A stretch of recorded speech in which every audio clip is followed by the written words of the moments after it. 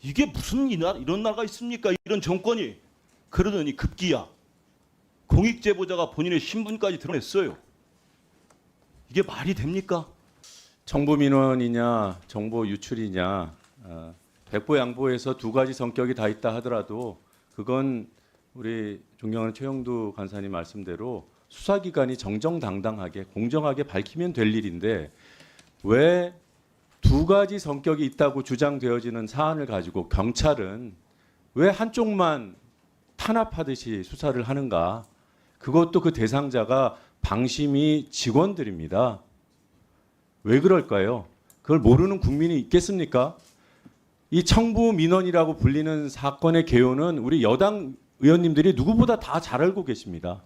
유일임 방심 위원장의 친동생과 친처제와 친아들과 친조카와 그 친동생이 관련된 기관의 사람들과 유일임 위원장이 거쳐간 조직들 경주엑스포, YTN, 미디어연대 등에 종사하는 사람들이 왜 그 열흘 남짓한 특정 기간에 그렇게 집중적으로 한 가지 사안을 심지어는 민원 신청서 그 문구까지 복붙해 가면서 민원 제기를 했는가?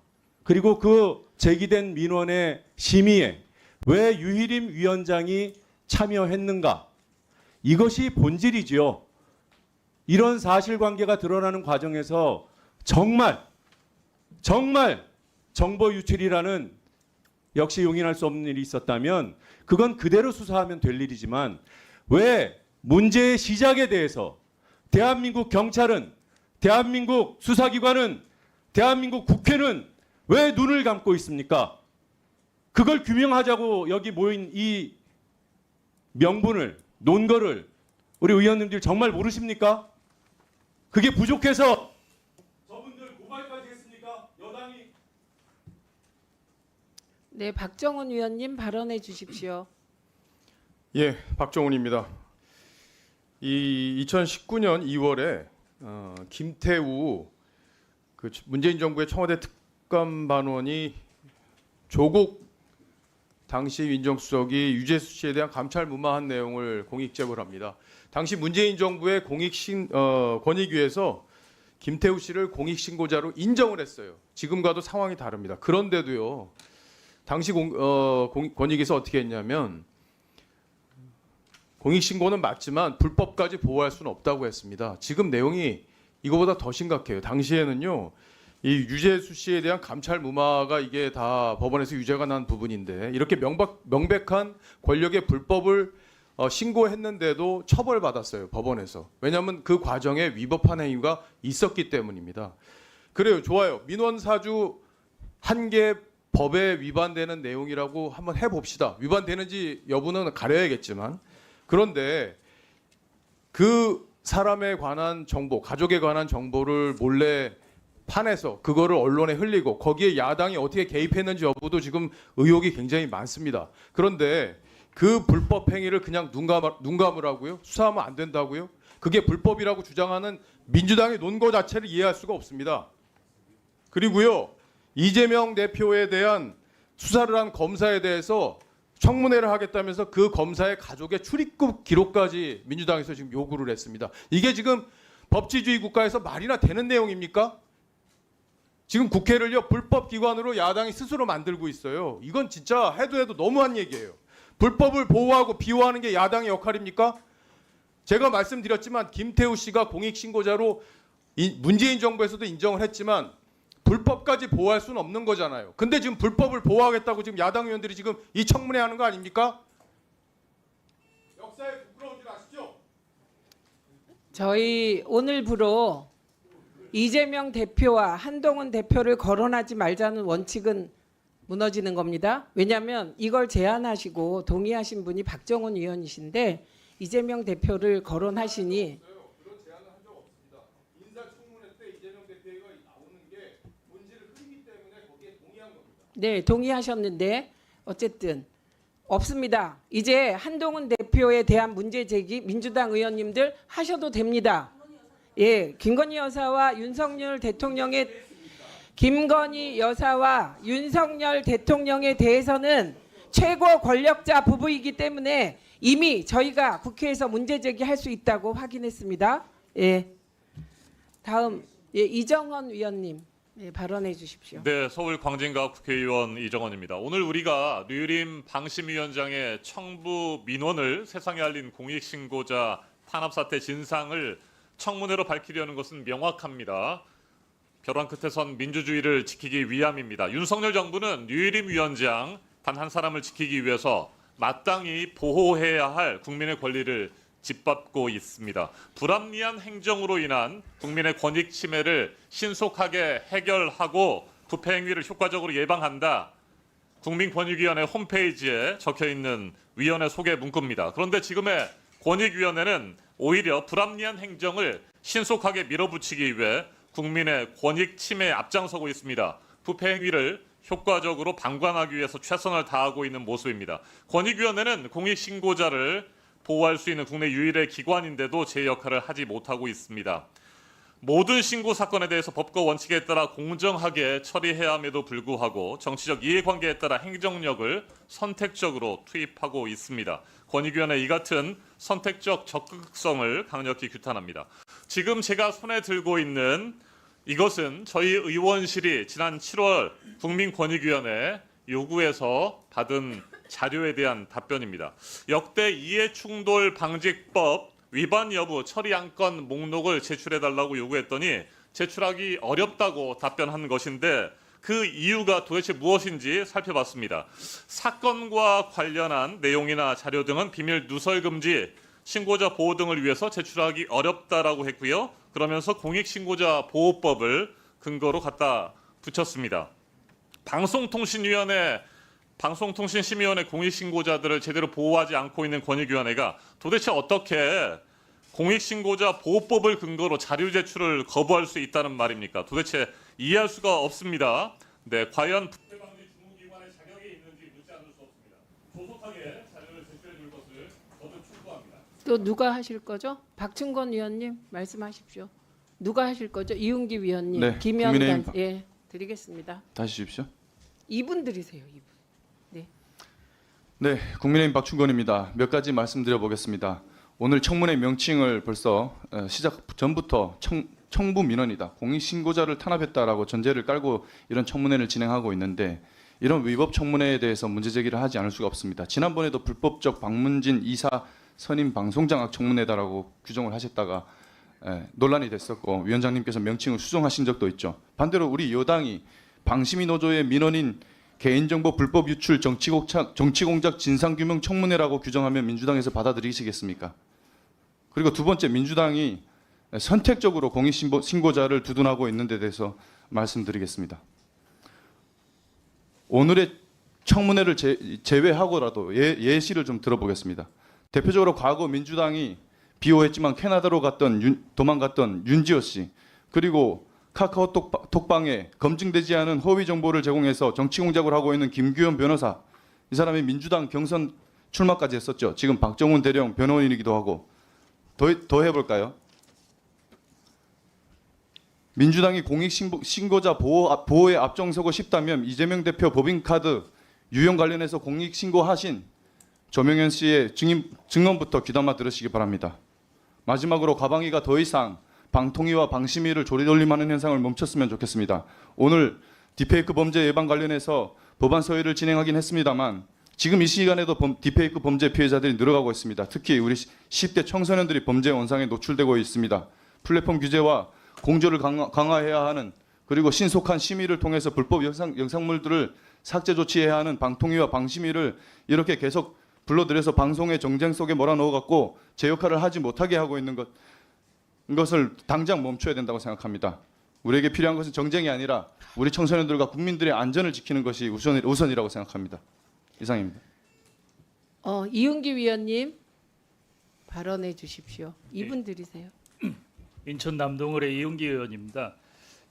오늘 청문회는 사상 유례 없는 방심위원장의 청부 민원과 공익신고자 색출 및 탄압이라는 국가 범죄에 대한 진상을 규명하기 위해서 마련된 자리입니다. 그리고 지금 공익신고자 보호법에 따르면 공익 제보자는 불이익 금지, 책임 감면 등 이렇게 보호 장치가 있는데 전혀 권익위에서 이루어지지가 않았어요. 그래서 압수수색을 하고 강제 수사를 하고 공익 제보자에게 엄청난 압박을 하고 있어요. 그렇지만 유일임 위원장은 간사님, 경찰이고 어디고 한 번도 조사조차 받은 적이 없어요. 간사님. 이게 말이 안 되잖아요. 형평에도 맞지 않고. 그런데 이게 어떻게 맞다고 얘기할 수 있어요. 그리고 제가 유일임 위원장 같은 경우에 9월 15일 날 전체회의도 불출석했어요. 국회를 무시했고. 그리고 말도 안 되는 불출석 사유를 댔고 오늘 10시에 딥페이크 전문점을 관련해서 기자들한테 설명을 한다고 안 나왔어요. 제가 확인해 보니까 10시에 4분 동안 기조 발언하고 끝났어요. 그리고 내용도 별로 없었어요. 그리고 지금 텔레그램에 대해서는 프랑스에서도 그 대표를 체포해서 조사하고 있고 여러 조사를 하고 있는데 유일임 위원장은 자기 회피를 위해서 텔레그램에 대해서 자기가 마치 역할을 하는 것처럼 현실을 왜곡시키고 있어요. 마치 엄청난 일을 하는 것처럼. 그리고 오늘 분명히 회의도 끝났고 여기 출석할 수 있었고 갑자기 어젯밤에 기자들한테 설명한다고 어젯밤 9시에 연락을 했어요. 누가 봐도 이거는 국회를 무시하고 국민을 무시하고 더구나 대한민국의 법치를 모독하는 행위예요. 그래서 저는 국감을 따로 하는 건 당연하고 그리고 유일임 위원장에 대해서는 그 최민희 위원장께 정말 강력한 조치를 취하지 않으면 이분은 계속 이럴 것 같아요. 예, 이상희 위원님 발언하시겠습니까? 예, 포항남울릉의 이상입니다. 참 기가 막힙니다. 뭐 얘기들 들어보니까 무슨 독립운동들 하시는 것 같아요. 민주화운동도 아니고. 이 부분에 대해서 사안은 분명히 불법이냐 합법이냐 죄가 있느냐 없느냐는 경찰 수사로 밝혀질 겁니다. 그 차분하게 기다리시면 됩니다. 왜 이렇게 조급해 하십니까? 무슨 죄졌습니까? 방심위원장 청부민은 공익신고자 탄압 등의 진상청문회라고 이야기했는데 다들 지적하셨습니다만은 청문이라는 말, 청부라는 말 이해는 하시고 이런 말씀을 하시는지 모르겠습니다. 청부는요 어떤 목적 실현을 위해서 이익을 제공하고 그것을 도모하는 행위입니다. 어떤 자격으로 청부라는 말을 쓰시는지 이해 못하겠고 공익신고자라고 말씀하시는데 이거 공익신고자 판정 났습니까? 나 잘 모르겠습니다. 이 부분에 대해서도 좀 그렇고요. 뭐 마땅히 보호해야 될 권리 좋은 말씀입니다. 신고자나 여기에 고소를 당한 분들이나 고발을 당한 분들이나 마땅히 보호받아야 되겠죠. 그러나 일반인이 접할 수 없는 정보들을 가지고 어떤 특정 세력인지는 모르겠습니다만 같이 해서 이 부분이 청부 민원이라고 이야기하고 그런 분들에 대한 그 정보의 출처 또 그 민원을 제기한 사람 그럼 그분들은 대한민국 국민 아닙니까? 그분들도 마땅히 받아야 될 권리 아니겠습니까? 보호받아야 되지 않겠습니까? 그것까지 생각하셔야죠. 말씀드렸습니다마는 이상하지 않습니까? 방심의 민원 제기에 대한 부분들은 간단하게 인적사항이 기록이 됩니다. 그런데 누구도 근접하지 못할 정보들을 가지고 있어요. 그 부분에 대해서 고발이 들어가고 신고한다는 건데 아니 문제가 없으면 끝나는 것 아닙니까? 왜 이래 호들갑이십니까? 그것도 국감 일정까지 변경하면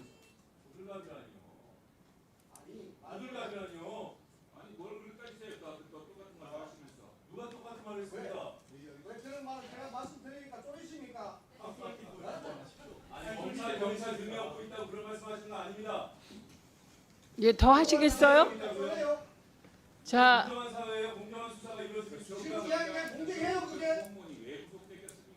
아니 수사받고 수사 결과 내면 되는 거 아니에요? 그냥 김건희당 하십시오. 김건희당. 잠시만요.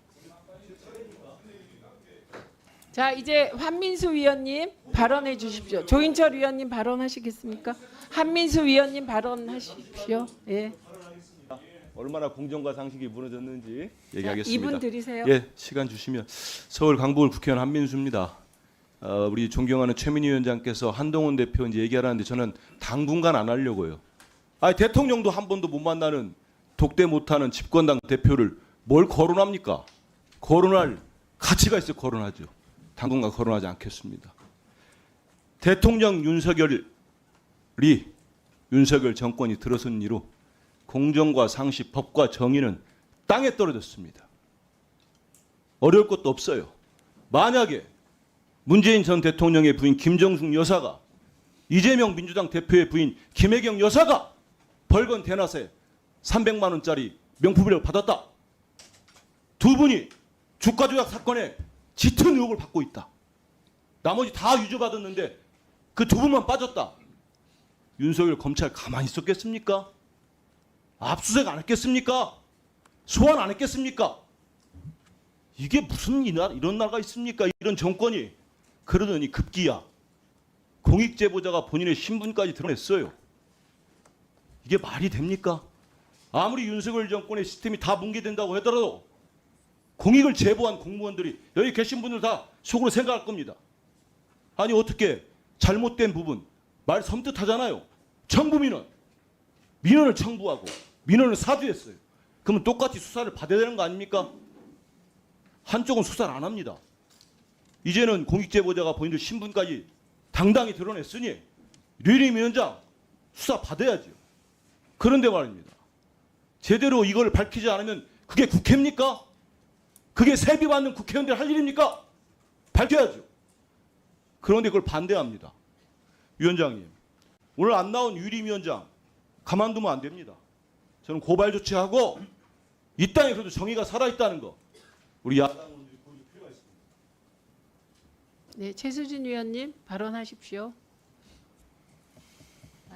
최수진입니다. 공익 제보자가 왜 조사를 안 받을까요? 실제적으로 권익위가 유 위원장 측 민원인 의혹과 관련해서 유 위원장 가족이든 친척이든 그들도 수많은 국민 중에 한 사람이고 설령 친족이 위원장이라 할지라도 대한민국 국민이면 자유롭게 민원을 제기할 수 있다는 입장을 분명히 했습니다.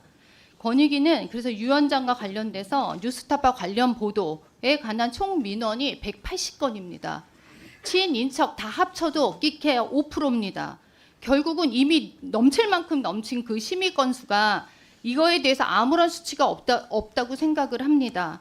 뭐 가족 동원해서 200명을 동원해서 한 것도 아니고 실제 국민의 한 사람으로 한 일입니다. 그것들이 왜 문제가 됩니까?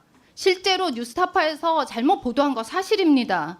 그렇게 의미 없는 숫자들에 대해서 지금 이 국회에서 이 모든 것이 그것이냐 하고 있는 제 자신도 너무 부끄럽고 우리 국회가 너무 창피하고 지금 부끄럽습니다. 그리고 또 시기상 보면 그 민원 언론 보도했었 그 친인척이 제기했던 시작은 2024년 9월 5일부터 시작해서 9월 6일입니다. 이때는 이미 황성욱 위원장이 직무대행이 뉴스타파 건으로 심의 부결을 이유를 신청한 상태입니다. 그러면 유 위원장께서는 실제적으로 직간접적으로 큰 어떤 혜택이나 이익이나 그걸 받을 수 있는 상황도 아니었습니다. 이렇게 개인의 정보를 유출하고 또 국가 행정망까지 해서 전체가 이 나라가 난리가 됐다는 게 말이 됩니까?